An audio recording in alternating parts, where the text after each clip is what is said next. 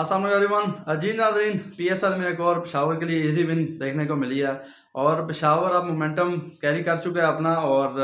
अब क्वालिफाई कर चुके हैं प्ले ऑफ के लिए। और आपने देखा है कि जो अर्ली स्टार्ट जब लिया पेशावर ने तो उसमें एक बार फिर दोनों की ओपनिंग स्टैंड जो है बाबर और साइम की तरफ से एक अच्छा स्टार्ट मिला, पावर प्ले का अच्छा बेहतर यूटिलाइज देखने को मिला है। और ये कहना पड़ेगा कि अब ये पाकिस्तान क्रिकेट के लिए बड़ा अच्छा साइन है कि ये ओपनिंग पेयर पाकिस्तान टीम के लिए भी हम यूज़ कर सकते हैं, उनको खिला सकते हैं एज अ ओपनर दोनों को। और बड़े अच्छा एक दूसरे के साथ अंडरस्टैंडिंग देखने को मिल रही है। और दूसरी चीज़ ये है कि एक दूसरे को कॉम्प्लीमेंट करते हैं। एक जब खेलता है तो दूसरा भी बाबर को भी देखें कि आप उनके स्ट्राइक रेट की हम बात करते हैं फिर कि ओवरऑल इस पीएसएल में अच्छा जो स्ट्राइक रेट देखने को मिल रहा है और अटैक कर रहे हैं बाबर। और इस इनिंग में भी यही देखा है कि अब तो ऐसे ही लगता है जैसे बाबर एक रूटीन वाइज जैसे आगे प्रैक्टिस करके अपनी इनिंग खेल के और टीम को एक बेहतर पोजीशन में ले आते हैं। और अगेन 97th 50+ स्कोर था ये बाबर आजम का ओवरऑल कैरियर में उनके। और दूसरी तरफ हम बात करें, एक बार लगा था कि पेशावर जब 157 पे 8 आउट हो चुके थे जब अकील हुसैन की एक हैट्रिक देखने को मिली है। और इस पीएसएल की ये फर्स्ट हैट्रिक थी जो कि अकील हुसैन की तरफ से मिली। और वहाँ पे जो पावल की इनिंग थी बड़ी अच्छी, उन्होंने ज़िंदराना इनिंग खेली वहाँ पे पावल ने। और लग रहा था कि शायद 160 65 पे भी आउट हो सकते हैं, बट वहाँ पे पावल ने बड़ा अच्छा कंट्रोल किया और अपने आप को थोड़ा रोका टीम के लिए। देखें यहाँ पे यही देखने को चीज़ जो यंगस्टर्स के लिए सीखने की है कि जब टीम की सिचुएशन डिमांड कर रही है एज अ प्लेयर आप रोक के खेलें। तो उन्होंने दिखाया है कि वहाँ पे आप अपने शॉट्स को कैसे रोका जाता है और अपने आप को टीम की रिक्वायरमेंट के मुताबिक एडजस्ट करना पड़ता है। तो यही पावल ने दिखाया कल। और बात करें हम क्वेटा की बॉलिंग की तो बॉलिंग वाइज आप देखें कि ओवरऑल बैटिंग जब बाबर ने रन्स किए हैं, बट वहाँ पे बहुत शॉर्ट ऑफ लेंथ बॉलिंग की गई है जो लेग साइड पे और ऐसा ही ऑफ साइड पे भी बहुत जो है ना वहाँ प्लानिंग नज़र नहीं आई। क्योंकि इस पिच पे हमने जो देखा लास्ट 3-4 मैच तो इस साल के हुए हैं कि आगे से जो लेंथ बॉल जो टॉप ऑफ स्टंप होती है वहाँ पे मुश्किल क्रिएट होती है बैट्समैनों के लिए। तो वहाँ पे ये चीज़ नज़र नहीं आई क्वेटा की बॉलिंग में। खासकर हसनैन की हम बात करें तो अभी तक कोई समझ नहीं लग रही कि हसनैन जो 7-8 साल से पीएसएल में भी रहे हैं, इंटरनेशनल क्रिकेट में भी 2-3 साल टीम के साथ ट्रैवल भी कर चुके हैं, कोई उसमें इंप्रूवमेंट नज़र नहीं आ रही। कभी एक्शन का प्रॉब्लम आ रहा है या इंजर्ड रहते हैं ज़्यादातर और रेड बॉल भी नहीं खेल रहे, जो कि आप देख सकते हैं कि उनकी जो वेवर्ड बॉलिंग है, जो बॉलिंग पे कंट्रोल नहीं है उनका, वो नज़र आता है। जैसे 4 ओवर में उन्होंने 50 रन दे दिए। आप इस कैलिबर में आप इतनी क्रिकेट खेलने के बावजूद आपको अपनी बॉलिंग पे अभी तक खबूर नहीं आ रहा। तो आई डोंट नो कि वो कहाँ पे अपने आप को समझते हैं कि कहाँ स्टैंड कर रहे हैं। साथ सोहेल खान भी एक्सपीरियंस तो थे बट वहाँ पे उनकी भी बॉलिंग, इन दोनों के स्पेल आप देखें तो 8 ओवर में 100 रन दे दिए इन दोनों ने। और प्लानिंग की हम बात यही कर रहे हैं कि थोड़ा सामने खिलाया जाए, बाबर के जोन में ही बॉल की गई। आप देखें कि पुल शॉट खेला है टांग लेग साइड पे, बैक ऑफ लेंथ पे या लेग साइड पे ही खिलाया गया है। ऑफ साइड के शॉट्स रोकने के चक्कर में वो ज़्यादा बॉडी लाइन में आ गए और बैक ऑफ लेंथ जो उनका वो भी जोन है उधर खिलाते गए। इन पिचों पे ये देखने को मिला, जैसे नसीम शाह की हम बॉलिंग की बात करें या फ़हीम अशरफ के का जो स्पेल था पिछले मैच में, यहाँ पे जो सामने खिलाया जाता है, सामने स्ट्राइक करवाई जाए बैट्समैन से ताकि गलती करे बैट्समैन, क्योंकि स्क्वायर ऑफ द विकेट में बाउंड्रीज छोटी हैं और बैक ऑफ लेंथ भी आप जितना करेंगे या स्क्वायर खिलाएंगे तो वहाँ पे रन ही होंगे। तो यही मिस्टेक जो नज़र आई है। और साथ उस्मान तारिक को भी मिस किया क्वेटा ने बॉलिंग में, उससे भी बड़ा फ़र्क पड़ा। उस्मान तारिक नहीं खेले ये मैच एक्शन की वजह से। और साथ रदरफोर्ड बैटिंग में हम बात करें, रदरफोर्ड भी मिस थे इस मैच में और सरफराज को भी ड्रॉप किया गया और एवंस खिलाए गए इस मैच में और मैर यूसुफ भी खेले रदरफोर्ड की जगह। तो दूसरी हम बैटिंग की अगर हम बात करते हैं क्वेटा की तो अगेन वही कहेंगे कि जब टॉस जीत के आई डोंट नो कि क्या सोच के क्वेटा ने जो है बॉलिंग की पहले।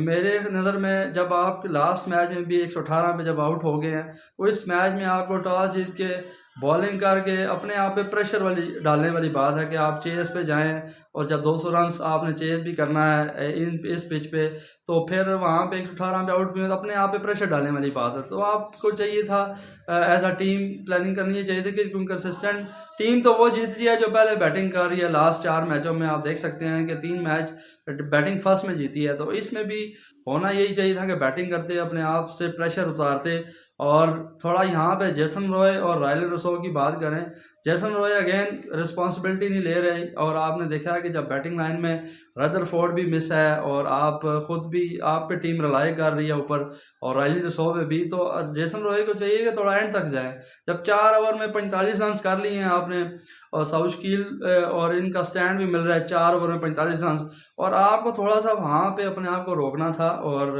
थोड़ा 5-6 ओवर लेके चलना था, गेम को एंड थोड़ा लंबा करना था वहाँ पे। तो जल्दी कर रहे हैं जेसन रॉय, आप देखा है कि जैसे वो शायद समझ रहे हैं या नज़र आ रहा है बायस से कि शायद 6 ओवर में ही सारा मैच उन्हें ख़त्म करना है, और बहुत जल्दी विकेट गवा देते हैं। ऐसे ही साउथ कील भी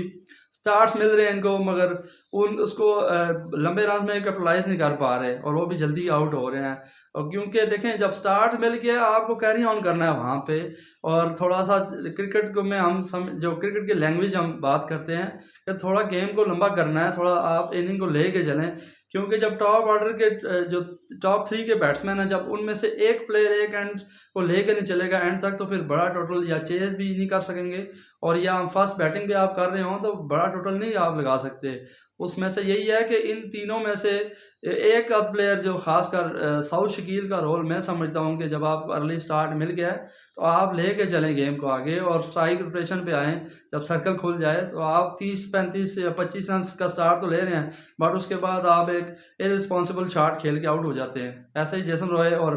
राइली रसो पे बात करें तो राइली रसो इस PSL में कप्तानी तो बेहतर कर रहे हैं, बट ओवरऑल उनकी बैटिंग पे आई थिंक कि वो बहुत ज़्यादा टाइम ले रहे हैं, और अर्ली ऑन डॉट बॉल्स खेल जाते हैं ज़्यादा, और उनको हमने देखा नहीं है ऐसे ही बैटिंग करते हुए जो थ्रू आउट द PSL वो डोमिनेट करते हैं इस PSL में, और रन्स करते हैं और एक अच्छे स्ट्राइक रेट के साथ खेलते हैं। बट यहाँ पे इस PSL में अभी तक जो है वो कप्तानी के बाद शायद लगता है कि कप्तानी के बटन की वजह से भी शायद वो अब खुल के उस तरह खेल नहीं रहे, और एट द एंड एक गलत शॉट खेल देते हैं गलत टाइम पे, और वहाँ पे उनका आउट होना। और उसके बाद नाफे को बात करें फिर कि नाफे टैलेंट तो है, जैसे हम पहले ही बात करते हैं टैलेंटेड प्लेयर तो आ रहे हैं, बट वो अपनी परफॉर्मेंस पे फोकस नहीं कर रहे और कंसिस्टेंट नहीं हो रहे। क्योंकि जब आप कंसिस्टेंट होंगे तो तभी तो आप डोर को नॉक करेंगे बार बार पाकिस्तान के, भाई पाकिस्तान के लिए आप खेल सकते हैं। ऐसे तो नहीं कि आप एक इनिंग अच्छी खेल रहे हैं और उसके बाद आप थ्रू आउट PSL 5 मैच हो गए, अभी कोई रन देखने को नहीं मिल रहे, और इररिस्पॉन्सिबल शॉट वो भी। तो आप ओवरऑल बात करें क्वेटा की तो वहाँ पे शॉट सिलेक्शन मैटर करती है। लास्ट मैच में भी ऐसे ही था कि एक के बाद दूसरा, जब एक विकेट भी गिरती है उसी ओवर में ही दूसरा हिट मार देता है, और ऐसे ही उसमें ना मारे तो नेक्स्ट ओवर में खेल जाता है। तो शॉट सिलेक्शन बहुत इंपॉर्टेंट है क्वेटा के लिए, और बहुत जल्दी कर देते हैं कि पिच ऐसी तो है। जो ऐसे प्लेयर जेसन रॉय की अगर बात करें तो थोड़ा ये खेल जाए, अगर 25-30 बॉल खेल जाएं तो ये तो वन साइडेड मैच कर देंगे, बट उनको भी देखना है, और क्वेटा की टीम और मैनेजमेंट को ये देखना है, बात करनी पड़ेगी एक दूसरे के साथ कि एक टॉप ऑर्डर में से एक बैट्समैन जो है एक एंड से खेल जाए, और दूसरी तरफ से एक बैट्समैन अटैक करे, और सिचुएशन के मुताबिक खेलें। थोड़ा गेम को जो बीच का फेस आता है तो 7 ओवर से 15 ओवर हम पहले भी बात करते हैं, तो उसमें स्टेबल करना पड़ेगा, तभी आप एक अच्छा टोटल भी करेंगे और आप बेहतर पोजीशन में भी आएंगे रन चेस करने में भी, और आप बड़ा टोटल जब सेट करना है तभी आप कर सकेंगे। और पेशावर में कप्तानी की बात करें, अगेन बात करनी पड़ेगी कि कप्तानी बड़ी अच्छी हो रही है बाबर की तरफ से। नज़र आ रहा है कि एक इम्प्रूव कप्तान अब नज़र आ रहे हैं, जैसे उन्होंने साइम अयूब का इस्तेमाल कर रहे हैं इस पूरे टूर्नामेंट में। आप देख सकते हैं कि बॉलिंग में नया बॉल उन्होंने पहला ओवर कराया, अगर उनसे नहीं हुआ तो बाद में ले आए हैं, और वही टर्निंग पॉइंट मैं समझता हूँ कि जहाँ पे आउट हुआ है राइली रसो ने, जब आउट हुए हैं साथ नाफे भी, तो वहाँ से टीम क्वेटा की पूरी बैठ गई, और वहीं पे फिर वहाँ से वापस आना बड़ा मुश्किल हो गया था। तो यहाँ पे क्वेटा को मैच अब जीतना पड़ेगा, एक मैच जितना मस्ट हो गया है कराची के लिए। इस हार की वजह से कराची के लिए एक और ओपन हो गया है सिनारियो के क्वालिफाई करने के एक और चांस है कि लाहौर के अगेंस्ट अगर वो मैच जीत जाते हैं फिर क्वेटा पे और प्रेशर आ जाएगा, और बड़ा एक फिर अगेन कहना पड़ेगा कि बड़ा सरप्राइजिंगली फिर बड़ी अच्छा सिनारियो बन गया है कि कोई भी टीम, अभी भी 2 टीमें जो इस्लामाबाद और वो है कराची होगी, और उसके साथ क्वेटा, और इन तीनों में बड़ा अच्छा हेल्दी कंपटीशन अब आ गया है। तो देखते हैं कि प्ले ऑफ में कौन सी टीम जाती है, बट अब मैं समझता हूँ कि पेशावर ने जैसे अब थ्रू आउट द टूर्नामेंट अब पीक पकड़ ली है, तो पेशावर एक नंबर 1 कंटेंडर हो सकता है कि फाइनल खेलने के लिए और फाइनल जीतने के लिए। So thank you so much, अल्लाह हाफिज़।